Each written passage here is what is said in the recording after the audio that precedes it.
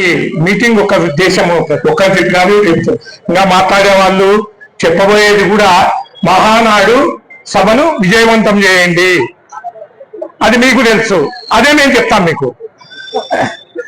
కానీ ఎంతవరకు విజయవంతం చేస్తారా అనేది ప్రతి ఒక్క నాయకులు కార్యకర్తలు ఆలోచన చేయాలి.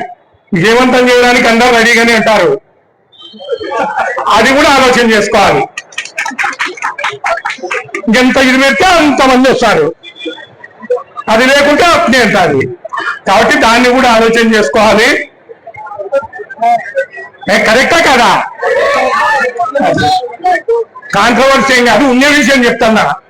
ఎలక్షన్స్ కు కోట్లు ఖర్చు పెడుతున్నాము, ఇతర దానికి కూడా ఖర్చు పెట్టాలి. ఇంకొక విషయం కూడా నేను ఫిరోజ్ గారికి చెప్తున్నాను, విమర్శ అనుకోకు.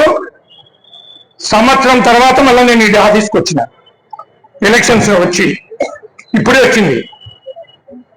తర్వాత సంవత్సరం తర్వాత బాబన్ సార్ మోహన్ చూసిన, రామచంద్రరావు మోహన్ కూర్చున్నా, ఈ తులసిరెడ్డి మోహన్ కూర్చున్నా,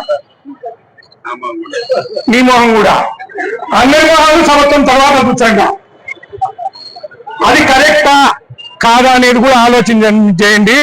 ఈరోజు మహానాడని విజయవంతం చేయాలని మినీ మహానాడు పెట్టాం. మినీ తెలుగుదేశం పార్టీ పెడతారో ఏం పెడతారో, 3 నెలలకో 6 నెలలకో, ఒక మండలం ఒకసారి, టౌన్ ఒకసారి పెడితే పనులు ఎంతవరకు జరుగుతాయో తెలియదు. కానీ కనీసం సంవత్సరానికి ఒకసారి కాకుండా 6 నెలలకు ఒకసారి మేము హాల్ చూడొచ్చని ఒకరి మొహాలు ఒకరు చూసుకుంటా. ఇప్పుడు నేను పాప ఎంతో ఆప్యాయంగా పలకరించాను మహిళలు, చాన్నాళ్ళు అయినా నిన్ను చూడకాని. మళ్ళీ ఎప్పుడు చూస్తా, ఏదో మీటింగ్ ఉంది ఎప్పుడు. అది మహానాడు కాబట్టి ఈరోజు మీటింగ్ పెట్టాము, మళ్ళీ ఎప్పుడు పెడతారో తెలియదు. అంతవరకు నా మొహం కూడా మీరు చూడలేరు, మీ మొహం నేను చూడలేను.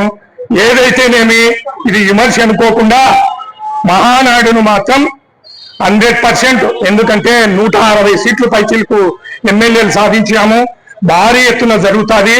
అదన్నీ కూడా కన్నుల విందుగా ఉంటుంది.